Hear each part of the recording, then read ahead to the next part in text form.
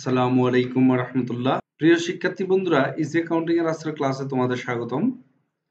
আজকে আমরা BBA third ইয়ারের ম্যানেজমেন্ট অ্যাকাউন্টিং এর একটি chapter absorption costing and variable costing নিয়ে আলোচনা করব। এই চ্যাপ্টারটি এমবিএ ফাইনাল ইয়ারে অ্যাডভান্স কস্ট অ্যাকাউন্টিং এও আছে।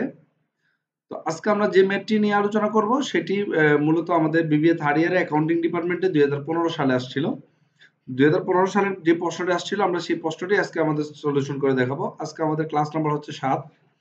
তার মানে এর আগে আমরা আরো 6টা ক্লাস নিয়েছিলাম এই চ্যাপ্টারের উপর, একটা বেসিক ক্লাস ছিল। তো যারা আজকে নতুন দেখতেছো আমার এই ক্লাসটি, তারা অবশ্যই আমার বেসিক ক্লাসগুলো দেখে নিবে আগে, এবং পূর্বের ক্লাসগুলো দেখে যদি এই ক্লাসগুলো দেখো তাহলে তোমাদের জন্য বুঝতে আরেকটু সহজ হবে। তো চলো আমরা আমাদের ক্লাসটি শুরু করি। আমরা স্ক্রিনে একটি ম্যাথ দেখতে পাচ্ছি। ABC Limited produce a product whose the related information for the year ended 31st December 2014 is as follows. আমাদের 2014 সালের 31শে ডিসেম্বর সমাপ্ত বছরের কিছু ইনফরমেশন দেওয়া আছে ABC লিমিটেড এর। নিচে রিকোয়ারমেন্টটা আমাদের বলা হয়েছে prepare an income statement for the year using direct costing and absorption costing method. আমাদের দুটো ইনকাম স্টেটমেন্ট করতে বলছে, একটা হচ্ছে ডিরেক্ট কস্টিং মেথডে আর একটা অ্যাবজর্পশন কস্টিং মেথডে। আমরা দেখি আমাদের কি কি ইনফরমেশন দেওয়া আছে। এখানে বলা আছে beginning inventory 20,000 units, normal capacity দেওয়া আছে 1 লাখ ইউনিটস, আর প্রোডাকশন ডিউরিং দ্য ইয়ার, এই বছর উৎপাদন করা হয়েছে 90,000 ইউনিট। এন্ডিং ইনভেন্টরি বা সমাপনী মজুত পণ্য দেওয়া আছে 30,000 unit. Direct material cost per unit বলা আছে 20 টাকা, আর variable factory overhead per unit বলা আছে 6 টাকা। Direct labour cost per unit দেওয়া আছে 5 টাকা। সেলিং প্রাইস পার ইউনিট দেওয়া আছে 40 টাকা। অ্যানুয়াল ফিক্সড ফ্যাক্টরি ওভারহেড দেওয়া আছে 1 লক্ষ টাকা।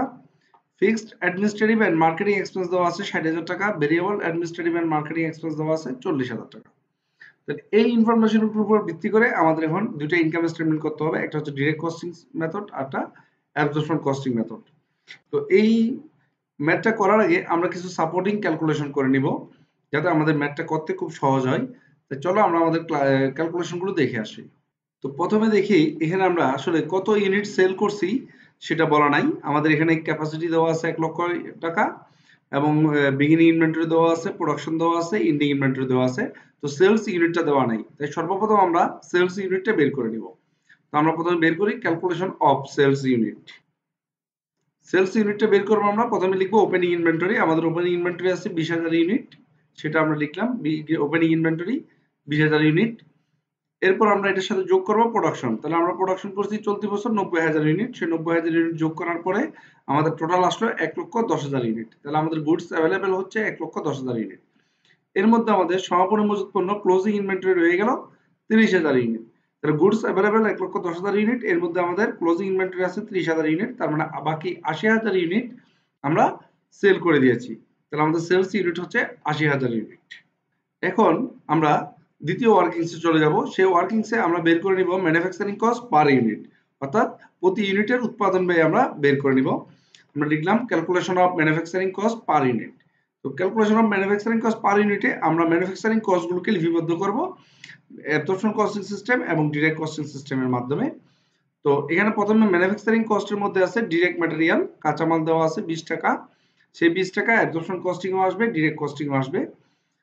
ভেরিয়েবল ফ্যাক্টরি ওভারহেড দেওয়া আছে 6 টাকা, সেই 6 টাকা অ্যাবজর্পশন কস্টিং এবং ডিরেক্ট কস্টিং দুইটা দিয়ে আসবে।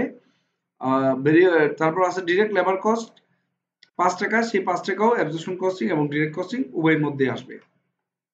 এই ম্যানুফ্যাকচারিং কস্ট নির্ণয়ের সময় একটা জিনিস মনে রাখতে হবে, উৎপাদন ব্যয়গুলো অ্যাবজর্পশন কস্টিং এ সব ব্যয়গুলো আসবে, কিন্তু ডিরেক্ট কস্টিং এ কোনো ফিক্সড উৎপাদন ব্যয় আসবে না। তাই এখানে আমরা ফিক্সড ফ্যাক্টরি ওভারহেড যেটা আমাদেরকে দেওয়া আছে কোশ্চেনে, যে fixed annual fixed factory overhead দেওয়া ছিল 1 লক্ষ টাকা, সেই 1 লক্ষ টাকাকে আমরা যেহেতু পার ইউনিট বের করতেছি, এখানে প্রতি এককের উৎপাদন ব্যয় বের করতেছি, তাই আমরা 1 লক্ষ টাকাকে নরমাল ক্যাপাসিটি দিয়ে ভাগ করব। এই যে নরমাল ক্যাপাসিটি আছে 1 লক্ষ ইউনিটস, তার মানে আমরা 1 লক্ষ টাকাকে 1 লক্ষ ইউনিট দিয়ে ভাগ দিলে আসে 1 টাকা। তাহলে আমাদের অ্যাবজর্পশন কস্টিং এর উৎপাদন ব্যয় আসলো 32 টাকা, আর ডিরেক্ট কস্টিং এর উৎপাদন ব্যয় হচ্ছে 31 টাকা। এই ফিক্সড ফ্যাক্টরি ওভারহেডটা অ্যাবজর্পশন কস্টিং এ আসবে, কিন্তু ডিরেক্ট কস্টিং এ আসবে না, এটা মনে রাখতে হবে। আর আমাদের ফ্যাক্টরি ও ফিক্সড ফ্যাক্টরি ওভারহেডটা পার ইউনিটটা বের করার সময় আমরা সব সময় যদি ক্যাপাসিটি থাকে তাহলে ক্যাপাসিটি দিয়ে ভাগ দেব। আর যদি না থাকে তাহলে আমরা নরমাল প্রোডাকশন দিয়ে ভাগ দিব, সমস্যা নাই। কিন্তু যতক্ষণ ক্যাপাসিটি থাকবে বা বাজেটেড প্রোডাকশন থাকবে ততক্ষণ আমাদের বাজেটেড প্রোডাকশন বা ক্যাপাসিটি দিয়ে ভাগ দিয়ে তারপর কস্ট পার ইউনিটটা বের করে নিতে হবে। তো আমরা পেয়ে গেলাম আমাদের অ্যাবজর্পশন কস্টিং উৎপাদন ব্যয় হচ্ছে 32 টাকা আর ডিরেক্ট কস্টিং উৎপাদন ব্যয় হচ্ছে 31 টাকা। এখানে আরেকটা বিষয় আমাদের লক্ষ্য করতে হবে, সেটা হচ্ছে যে আমাদের অ্যানুয়াল অ্যাকচুয়াল প্রোডাকশন আছে 90,000 ইউনিট, কিন্তু আমাদের ক্যাপাসিটি হচ্ছে 1 লক্ষ ইউনিট। তাহলে আমাদের ক্যাপাসিটি সম্পূর্ণ মানে ক্যাপাসিটি আমরা ব্যবহার করতে পারি নাই। তাহলে একটা জিনিস এখানে ভালো করে খেয়াল রাখবা, যদি নরমাল ক্যাপাসিটি এবং বাজেটেড প্রোডাকশনের সাথে যদি অ্যাকচুয়াল প্রোডাকশনের গড় মিল থাকে বা তারতম্য থাকে, তাহলে এখানে একটা ভেরিয়েন্সের উৎপন্ন হয় বা ফিক্সড ফ্যাক্টর ওভারহেড ভেরিয়েন্স বা ওভারফ্ল্যাট বা আন্ডারফ্ল্যাট তৈরি করতে হবে। তো এখানে যেহেতু এখানে নরমাল ক্যাপাসিটি 1 লাখ ইউনিট এবং প্রোডাকশন আছে 90,000 ইউনিট, তাই এখানে অবশ্যই আমাদেরকে যে 10,000 ইউনিটের তারতম্য হয়েছে ক্যাপাসিটির সাথে প্রোডাকশনের, সেই 10,000 ইউনিটের যে ভেরিয়েন্সটা বা বিচ্যুতিটা আমাদের বের করে নিতে হবে। তাই এখন আমরা ক্যালকুলেশন করব, calculation of fixed factor overhead overflight or underflight. এটা বের করার নিয়ম হচ্ছে, প্রথমে আমরা লিখব ফিক্সড ফ্যাক্টর ওভারহেড অ্যাপ্লাইড। অ্যাপ্লাইডটা লিখে আমাদের যে প্রকৃত উৎপাদন আছে বা অ্যাকচুয়াল প্রোডাকশন দেওয়া আছে, সেই অ্যাকচুয়াল প্রোডাকশনের সাথে আমরা fixed factor overhead per unit যেটা 1 টাকা আমরা বের করেছিলাম সেটা গুণ করব। তাহলে অ্যাকচুয়াল প্রোডাকশনের সাথে ফিক্সড ফ্যাক্টর ওভারহেডটা পার ইউনিটটা আমাদের গুণ করতে হবে। গুণ করলে আসবে ফিক্সড ফ্যাক্টর ওভারহেড অ্যাপ্লাইড। অর্থাৎ আমরা যে 90,000 ইউনিট উৎপাদন করেছি, প্রতি ইউনিটে 1 টাকা করে ওভারহেড আমরা অ্যাবজর্ব করছি। তো এখানে কত হলো? 90,000 টাকা। কিন্তু প্রকৃতভাবে আমাদের অ্যাকচুয়ালি ফিক্সড ফ্যাক্টর ওভারহেড হচ্ছে 1 লক্ষ টাকা। এটা হচ্ছে fixed factor overhead actual. Actually আমাদের এই 1 লক্ষ টাকা ফিক্সড ফ্যাক্টর ওভারহেড সংগঠিত হয়েছে। তার মানে আমরা যা অ্যাপ্লাইড করেছিলাম তার চেয়ে 10,000 টাকা কম। যেহেতু এখানে অ্যাপ্লাইডটা কম, তাই আমরা লিখব আন্ডার অ্যাপ্লাইড, আর যদি অ্যাপ্লাইডটা বেশি হতো তাহলে আমরা লিখতাম ওভার অ্যাপ্লাইড। আশা করি তোমরা বুঝতে পারছো যে আমাদের ক্যালকুলেশন গুলো। এবার আমরা সরাসরি ইনকাম স্টেটমেন্ট তৈরি করতে চলে যাই। তো প্রথমে আমরা ইনকাম স্টেটমেন্টের একটি ঘর কেটে নিলাম। এখানে লিখলাম income statement under direct costing method. যেহেতু প্রশ্নে ডিরেক্ট কস্টিং মেথডটা আগে বলছে, তাই আমরা ডিরেক্ট কস্টিং মেথডটা আগে করব। তো প্রথমে আমরা লিখব সেলস 80,000 গুণ 40। এই 80,000 ইউনিট আমরা কোথায় পেয়েছিলাম? সেলসের এই যে আমরা 1 নম্বর ওয়ার্কিংসে ক্যালকুলেশন করে নিয়েছিলাম 80,000 ইউনিট। তো সেই 80,000 ইউনিটের সাথে আমরা গুণ করব সেলিং প্রাইস পার ইউনিট। আর সেল প্রাইস পার ইউনিটটা কোথায় আমরা একটু প্রশ্নে দেখে আসি। এই যে আমরা প্রশ্নে দেখতে পাচ্ছি, এই যে আমাদের সেলস পার ইউনিট বলা ছিল 40 টাকা, সেই সেলস পার ইউনিট 40 টাকা আমরা এখানে সেলসের ইউনিটের সাথে যখন গুণ করে দিব তখন আমরা পেয়ে যাব সেলস। তাহলে আমরা সেলস পেয়ে গেলাম 32 লক্ষ টাকা। এখন আমরা যেহেতু ডিরেক্ট কস্টিং করতেছি, এখন আমরা বাদ দিব লেস ভেরিয়েবল কস্ট। ভেরিয়েবল কস্টের মধ্যে সর্বপ্রথম আমরা লিখব ওপেনিং ইনভেন্টরি। আমাদের ওপেনিং ইনভেন্টরি ছিল 20,000 ইউনিট। এই যে আমাদের প্রশ্নে বলা ছিল ওপেনিং বিগিনিং ইনভেন্টরি 20,000 ইউনিট। সেই 20,000 ইউনিটের সাথে আমরা ম্যানুফ্যাকচারিং কস্ট পার ইউনিট যেটা আমরা ওয়ার্কিংসে বের করছিলাম সেটা গুণ করব। এই যে আমরা ওয়ার্কিংস 2 তে বের করছিলাম ডিরেক্ট কস্টিং এ ম্যানুফ্যাকচারিং কস্ট পার ইউনিট 31 টাকা, সেই 31 টাকা আমরা এখন ওপেনিং ইনভেন্টরির সাথে গুণ করব। গুণ করলে আমরা ওপেনিং ইনভেন্টরি টাকাটা পেয়ে যাব। আমরা ওপেনিং ইনভেন্টরি পেয়ে গেলাম 6,20,000 টাকা। এখন আমরা এখানে গুণ করব ম্যানুফ্যাকচারিং কস্ট। তো আমাদের উৎপাদন ছিল 90,000 ইউনিট। এই যে আমাদের প্রোডাকশন ডিউরিং দ্য ইয়ার বলা ছিল 90,000 ইউনিট। সেই 90,000 ইউনিটের সাথে আমরা ম্যানুফ্যাকচারিং কস্ট পার ইউনিটটা গুণ করে দিব। ম্যানুফ্যাকচারিং কস্ট 90,000 গুণ 31 টাকা, যেটা আমরা একটু আগে দেখাচ্ছিলাম যে ডিরেক্ট কস্টিং এর জন্য 31 টাকা আমরা ম্যানুফ্যাকচারিং কস্ট বের করলাম, সেটা গুণ করলাম। গুণ করলে আমাদের আসে 27,90,000 টাকা। এই 27,90,000 টাকার সাথে আমরা যখন বিগিনিং ইনভেন্টরিটা যোগ করব তখন 34,10,000 টাকা। সেই 34,10,000 টাকার থেকে আমরা বাদ দিব ক্লোজিং ইনভেন্টরি। তো ক্লোজিং ইনভেন্টরি কত আমাদের একটু দেখে আসি। এই যে আমাদের প্রশ্নে বলা ছিল এন্ডিং ইনভেন্টরি 30,000 ইউনিট। তো 30,000 ইউনিট হচ্ছে আমাদের ক্লোজিং ইনভেন্টরি। সেই ক্লোজিং ইনভেন্টরির সাথে 31 টাকা যদি গুণ করি তাহলে আমরা ক্লোজিং ইনভেন্টরির মূল্যটা পেয়ে যাব। তাহলে আমরা ক্লোজিং ইনভেন্টরি পেলাম 9,30,000 টাকা। এই 9,30,000 টাকা আমরা যখন বাদ দিব তখন আসে 24,80,000 টাকা। এই 24,80,000 টাকার সাথে এবার আমরা ভেরিয়েবল মার্কেটিং অ্যাডমিনিস্ট্রেটিভ বা কমার্শিয়াল এক্সপেন্স যদি থাকে সেটা যোগ করব। তো এখানে আমরা অ্যাড করলাম variable administrative and marketing expense. সেটা কোথায় আমরা একটু প্রশ্নে দেখে আসি। এই যে আমাদের প্রশ্নে বলা ছিল variable administrative and marketing expense 40,000 টাকা। সেই 40,000 টাকা আমরা এখানে যোগ করব। তাহলে এটা ভেরিয়েবল মার্কেটিং বলতে পারে, অ্যাডমিনিস্ট্রেটিভ বলতে পারে, সেলিং, কমার্শিয়াল যে নামে থাকুক না কেন, ভেরিয়েবল বিক্রয় বিতরণ ব্যয় যদি থাকে তাহলে সেটা আমরা এখানে যোগ করে দিব। তাহলে variable administrative and marketing expense আছে 40,000 টাকা। সেই 40,000 টাকা যোগ করার পরে আমরা এটা এই পাশে নিয়ে যাব। নিয়ে যাওয়ার পর 32 লক্ষ টাকা থেকে যদি আমরা 25,20,000 টাকা যদি এবার বাদ দেই, তাহলে আমরা পেয়ে যাই 6,80,000 টাকা। এটাই হচ্ছে আমাদের কন্ট্রিবিউশন মার্জিন। তো কন্ট্রিবিউশন মার্জিন বের করার সময় একটা মনে রাখবা যে আমাদের ফিক্সড ফ্যাক্টর ওভারহেড ভেরিয়েন্স যেটা বের হয়েছিল, সেই ভেরিয়েন্সটা কখনো ডিরেক্ট কস্টিং এ আসে না। কেন আসে না সেটা মনে রাখার জন্য একটা সহজ নিয়ম তোমাদের দেখাই আমি। দেখো, এই যে আমরা ম্যানুফ্যাকচারিং কস্ট পার ইউনিট বের করেছিলাম, তখন ফিক্সড ফ্যাক্টর ওভারহেড কে কিন্তু ডিরেক্ট কস্টিং ম্যানুফ্যাকচারিং কস্টের মধ্যে অন্তর্ভুক্ত করেনি। তার মানে এই রেটটা ডিরেক্ট কস্টিং এ অ্যাডজাস্ট হয় নাই।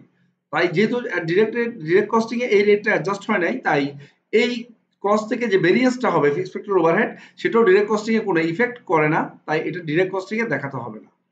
এর মনে রাখবা যে যেহেতু fixed factor overhead direct costing এখানে আসে নাই, তাই এটার যে ভেরিয়েন্স সেটা ডিরেক্ট কস্টিং এ আসবে না। তো আমরা পেয়ে গেলাম কন্ট্রিবিউশন মার্জিন। এবার কন্ট্রিবিউশন মার্জিন থেকে আমরা বাদ দিয়ে দিব ফিক্সড কস্ট গুলো। দেখি আমাদের প্রশ্নে কি কি ফিক্সড কস্ট আছে, আমরা একটু দেখে নেই।